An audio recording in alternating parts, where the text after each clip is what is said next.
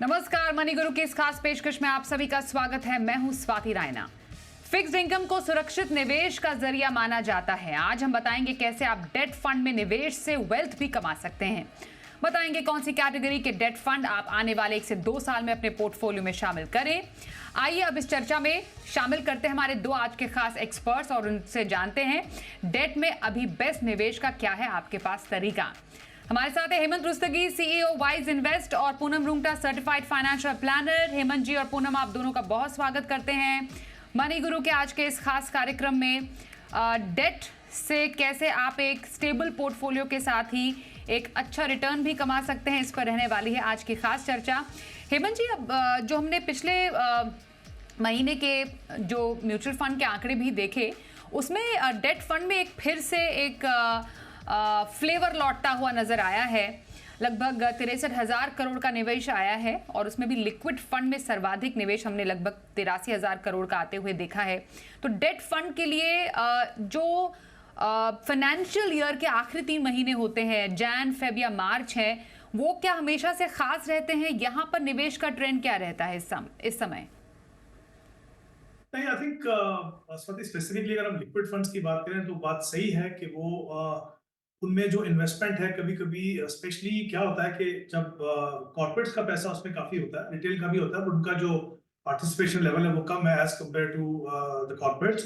तो 2 चीजें होती हैं। देखिए, जब भी एडवांस टैक्स की पेमेंट उनको करनी पड़ती है तो उससे पहले वो विड्रॉल होता है। तो होता क्या है कि जैसे अगर हम फरवरी मंथ की बात कर रहे हैं तो वहां पे अगर पैसा आया हो तो हम देखेंगे कि मार्च के महीने में वो पैसा एक बार निकल जाता है और फिर एडवांस टैक्स के बाद फिर से पैसा उसमें आना शुरू होता है। तो ये जो बेसिकली है वो हर क्वार्टर में जब भी कॉर्पोरेट्स को एडवांस टैक्स पे करना पड़ता है, इस तरह की मूवमेंट हमको स्पेसिफिकली लिक्विड फंड में देखने को मिलती है। बिल्कुल। तो इस टाइम पे एक ट्रेंड, अपवर्ड ट्रेंड, मतलब निवेश का ट्रेंड देखने को मिलता है डेट म्यूचुअल फंड्स में। और एक और जो माहौल जो क्रिएट हो रहा है धीरे धीरे, जिसकी सुगबुगाहट है पूनम, वो ये है कि आने वाले टाइम में क्या ब्याज दरों में अब कटौती या फिर ब्याज दरें स्थिर रह सकती हैं। हालांकि फेड की जो बैठक है उसमें इसके संकेत मिल जाएंगे हमें। अंदाज़ा काफ़ी एक्सपर्ट्स ने लगाया है कि मे बी मिड 2024 तक कुछ इसमें हम पॉजिटिविटी देखें। पॉजिटिविटी इस लिहाज से कि शायद ब्याज दरों में एक गिरावट का रुझान होना शुरू हो जाए। तो ये जो मौका है ब्याज दरों में गिरावट का, वो डेट फंड के लिए कैसे निवेश के मौके लेकर आ रहे हैं? देखिए स्वाति, पहले तो ये हम समझ लें कि डेट म्यूचुअल फंड क्या होते हैं। तो डेट म्यूचुअल फंड इक्विटी के तरह ही मार्केट में उसमें बहुत सारे ऑप्शंस होते हैं।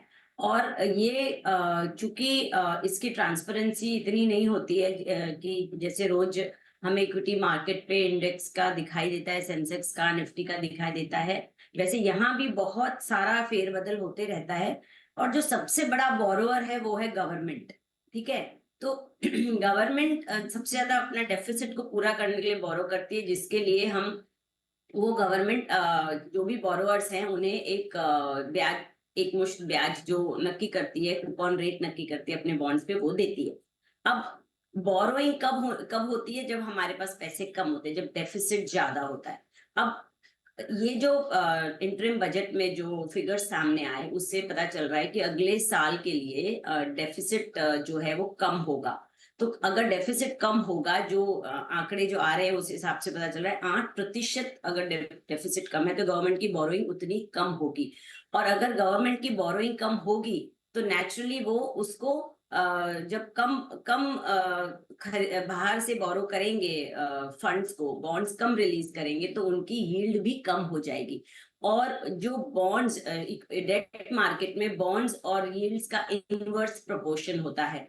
अगर यील्ड ज्यादा बढ़ती है तो बॉन्ड की प्राइस कम हो जाती है एग्जिस्टिंग बॉन्ड्स की, और अगर यील्ड कम होती है तो प्राइसिंग बढ़ जाती है, जिससे जिनने बॉन्ड्स ऑलरेडी खरीद रखे हैं उन्हें फायदा होता है। जो भी इक्विटी में बॉन्ड्स में अभी निवेशक है, जो डेट मार्केट में अभी ऑलरेडी इन्वेस्टेड है, उससे अगले 1 से 2 साल में काफी अच्छा मुनाफा हो सकता है और इसका फायदा उठाना चाहिए। स्पेशली उन्हें जिन्हें फिक्स्ड इनकम चाहिए, जो रिस्क एवर्स हैं और जो इक्विटी से थोड़ा सा अपने आप को रिस्की मानते हैं और डेट में रहना चाहते हैं, तो मुझे लगता है एफडी के कंपैरिजन में अगर आप अभी डेट मार्केट में निवेश करेंगे तो आपको बहुत अच्छा फायदा होगा, क्योंकि सीधा सीधा रेट कट का और यील्ड का फायदा अभी जो ऑलरेडी इन्वेस्टेड है उन्हें मिलेगा, और आगे चल के आपको 2 से 3 साल में इसमें एग्जिट करने का ऑप्शन आएगा, तब आपको ऑप्शन इसमें से निकल भी जाना चाहिए।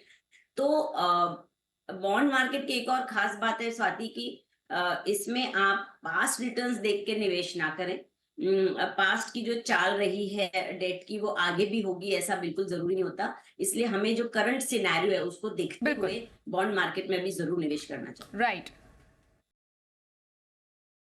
तो बॉन्ड मार्केट में निवेश के अच्छे मौके अभी नजर आ रहे हैं। ऐसे में ओवरऑल फिक्स्ड इनकम में हेमंत जी आपकी नज़र में जो वो कुछ इन्वेस्टमेंट ऑप्शंस हैं इन टर्म्स ऑफ कैटेगरी, क्योंकि एफडी का भी जैसे जिक्र किया पूनम ने, यहाँ पर हमारे पास डेट म्यूचुअल फंड्स है और भी बहुत सारे निवेश विकल्प रहते हैं फिक्स्ड इनकम में, तो यहाँ पर अभी कौन से जो इन्वेस्टमेंट ऑप्शंस हैं निवेशकों को एक्सप्लोर करने चाहिए? देखिए स्वाति, अगर हम स्पेसिफिकली अगर म्यूचुअल फंड्स की बात करें तो जैसे हमने अभी डिस्कस किया कि ऑब्वियसली जो इमर्जिंग सिनेरियो इंटरेस्ट रेट का, अगर वो इंटरेस्ट रेट जब कट होने शुरू होंगे तो डेफिनेटली क्योंकि इंटरेस्ट रेट और बॉन्ड प्राइसेस के बीच में जो इनवर्स रिलेशनशिप रहता है उससे बॉन्ड जो जो कुछ कैटेगरी ऑफ डेट फंड्स हैं उनको फायदा होता है, बट ऑब्वियसली उसमें एक इंपॉर्टेंट एस्पेक्ट ये रहता है कि उनका मैच्योरिटी ड्यूरेशन कितना है। जितना लंबा मैच्योरिटी ड्यूरेशन उनका होगा उतना ही इम्पैक्ट अप एंड डाउन उनके पोर्टफोलियो पे इंटरेस्ट रेट मूवमेंट का पड़ेगा। I think from investors point of view 2-3 चीजें इंपॉर्टेंट हैं समझने स्वाति यहाँ पे, कि जब आप डेट फंड की बात करते हैं तो 2 तरीके से आपको रिटर्न मिलता है डेट फंड में, जो रिटर्न जनरेट करते हैं आपके बिरादर। एक तो होता है अक्रूवल। अक्रूवल तो एक ऑनगोइंग प्रोसेस है, वो हमेशा होता है, जो कूपन रेट है उस पर जो इंटरेस्ट रेट अक्रूवल है वो होता है।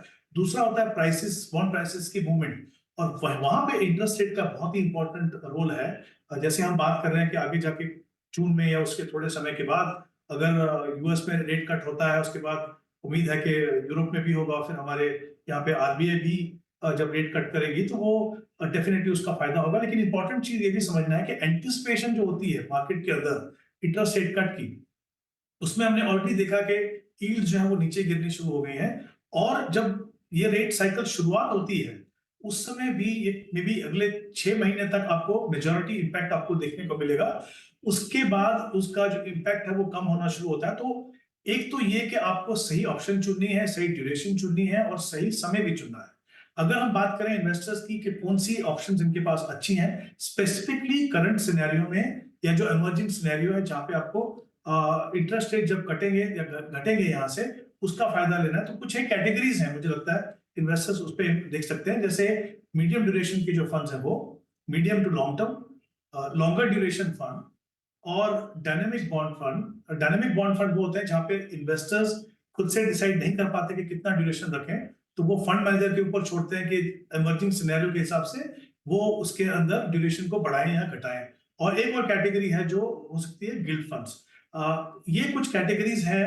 जैसा मैंने पहले भी कहा कि इंटरेस्ट रेट का जो इम्पैक्ट आता है इनवर्स रिलेशनशिप का, जितना लंबा ड्यूरेशन होगा उतना ज्यादा उनको फायदा होगा, बट ऑफकोर्स उतनी ज्यादा वॉलेटिलिटी भी देखने को मिलेगी। तो ये फंड्स है कुछ जहां पे आपको ये मौका मिलेगा, लेकिन एज एन इन्वेस्टर आपको अपना टाइम होराइजन देखना है, अपना रिस्क प्रोफाइल देखना है कि क्या आप डेट फंड में जब आप इंटरेस्ट रेट मूवमेंट का फायदा उठाना चाहते हो उसके साथ जो अटेंडेंट वॉलेटिलिटी जो मिलेगी उसको सहने की शक्ति आप में है कि नहीं। तो खुद का प्रोफाइल देखिए, खुद का टाइम होराइजन देखिए, उसके हिसाब से आप अपने फंड को चुनिए। बट ये बात पक्की है कि अगर आप डेट फंड में इन्वेस्ट करना चाहते हो, आपके पास 3 साल या उससे ज्यादा थोड़ा समय है, आपके पास काफी सारी अपॉर्चुनिटीज हैं इस समय कि आप अपने डेट पोर्टफोलियो से जो भी बाकी इंस्ट्रूमेंट है, जैसे आपने कहा फिक्स डिपॉजिट है, स्मॉल सेविंग्स है, उनसे कहीं बेहतर रिटर्न आपको यहाँ पे मिल सकता है।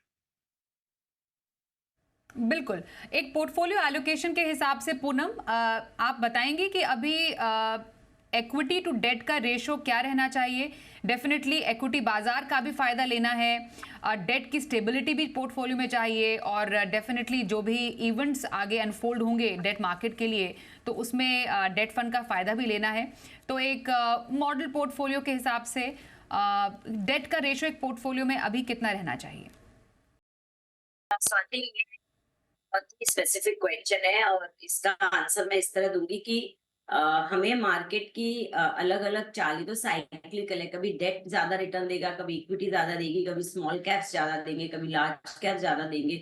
तो इस तरह इन्वेस्टर को कभी भी डिसीजन नहीं लेने, उन्हें अपने गोल्स के साथ स्टिक रहते हुए, अपने रिस्क एपेटाइट को समझते हुए, जो भी अपने प्रोफेशनल एडवाइजर के साथ प्लान बनाया उसके साथ स्टिक रहना चाहिए। उसमें वेवरिंग ज्यादा नहीं करना चाहिए। हाँ, आप एसेट एलोकेशन जरूर कर सकते हैं। अगर आपका इक्विटी पोर्टफोलियो ज्यादा मुनाफा दे रहा है तो आप वहां से मुनाफा बुक करके आप डेट की तरफ थोड़ा रीएलोकेट कर दो।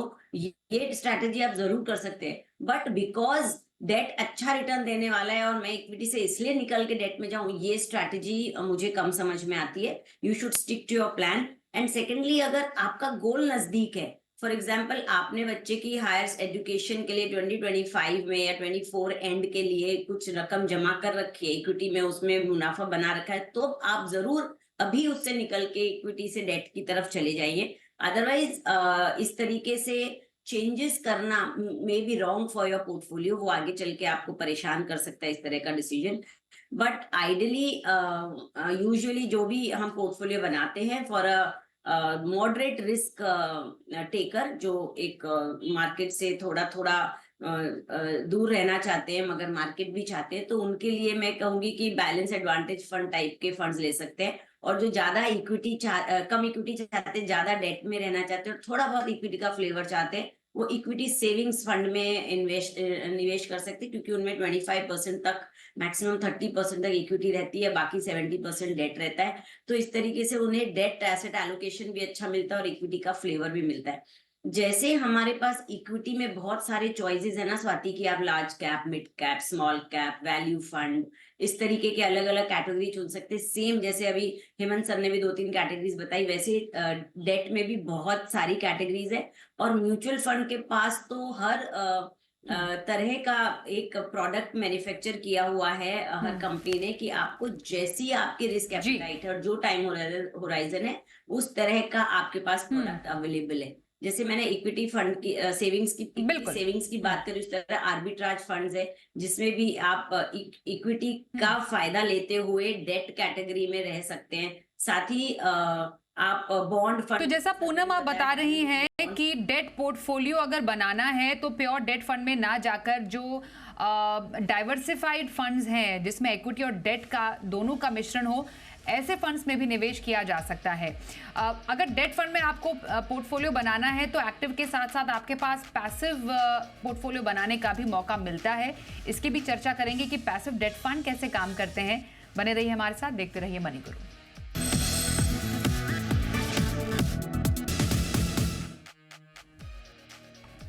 फिक्स्ड इनकम में कहां पर आपके पास निवेश के मौके हैं, कैसे बनाए डेट से वेल्थ, इस पर रही है हमारी खास चर्चा, चल रही है खास चर्चा। हमारे साथ हेमंत रुस्तगी और पूनम रुंगटा हैं। हेमंत जी, क्योंकि बात हुई थी यहाँ पर एक्टिव म्यूचुअल फंड्स की डेट में, जो कि काफ़ी पॉपुलर है, 16 कैटेगरीज है आपके पास, चूज करने के लिए काफ़ी विकल्प हैं। पैसिव डेट फंड कैसे काम करते हैं और उसमें निवेशकों के पास किस किस तरीके के विकल्प मौजूद हैं? आई थिंक ये बहुत ही इंपॉर्टेंट एस्पेक्ट है म्यूचुअल फंड्स का, स्पेशली जैसे हमने बात की कि कुल मिला के 16 कैटेगरीज हैं। ओपन एंडेड फंड में लिक्विडिटी आपको मिलती है, और साथ ही एक और इन्वेस्टमेंट ऑप्शन, जैसा आपने बिल्कुल सही कहा, वो है पैसिव डेट फंड्स।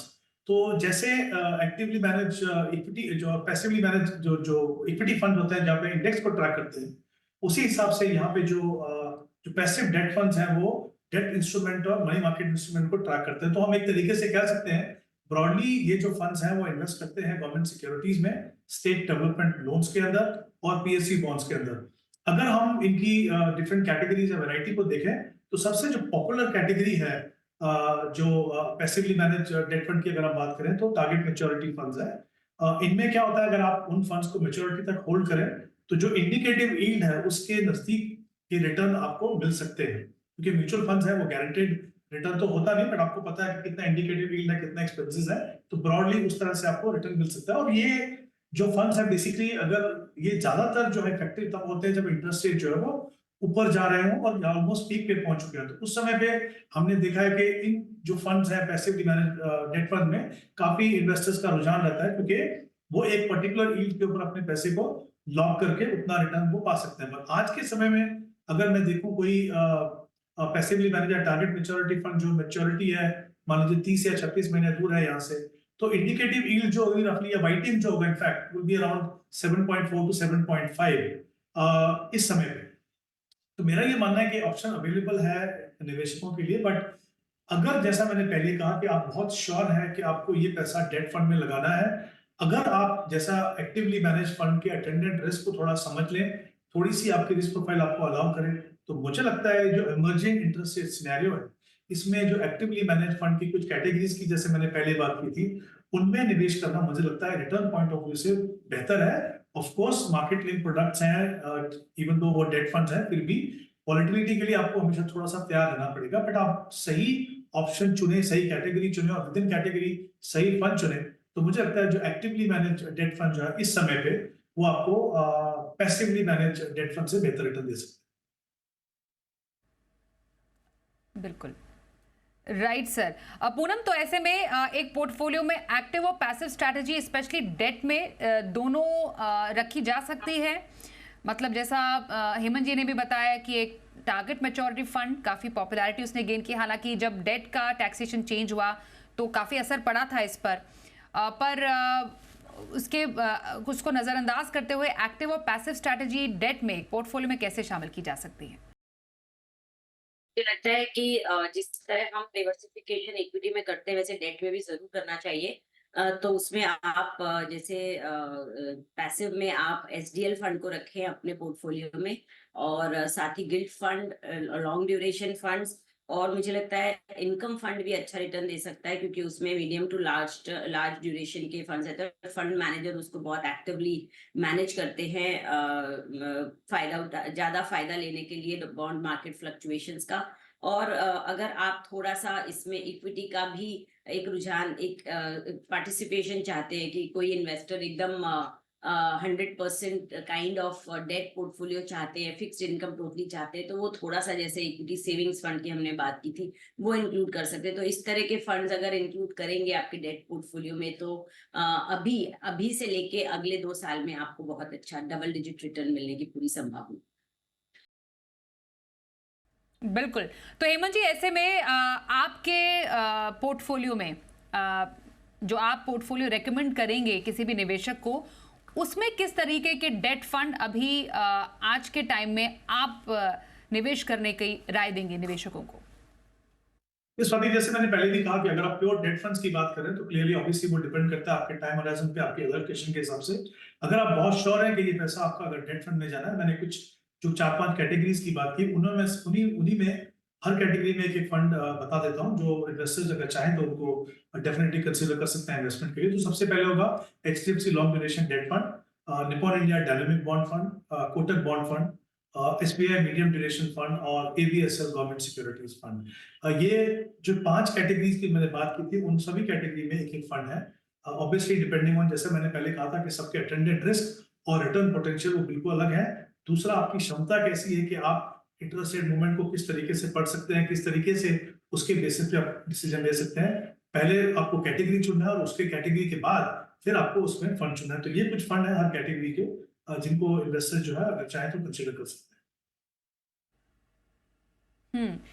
जी पूनम, आप पोर्टफोलियो में किस तरीके के फिक्स्ड इनकम फंड्स निवेश करने की सलाह देंगे निवेशकों को?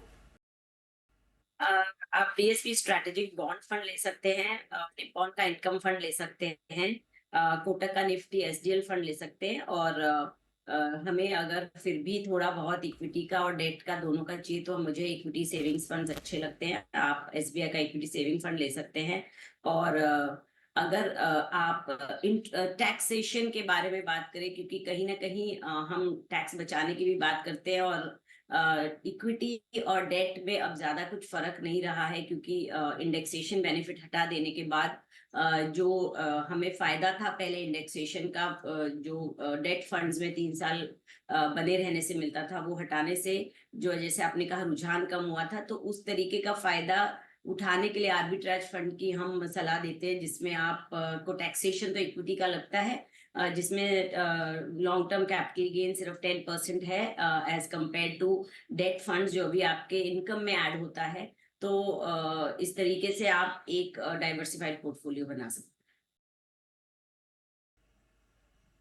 तो डेट में निवेश के बेस्ट विकल्प, अभी क्या डेट में निवेश का सही मौका है, कहां पर निवेश करें, 1 से 2 साल में डेट में कहां पर वेल्थ बनाने के मौके हैं, इस पर की हमने खास चर्चा। हेमंत रुस्तगी जी और पूनम रूंगटा, आप दोनों का बहुत स्वागत है और धन्यवाद भी करते हैं हमारे साथ इस चर्चा में शामिल होने के लिए। मनी गुरु में बस इतना ही, वक्त एक ब्रेक का है, देखते रहिए जी बिजनेस।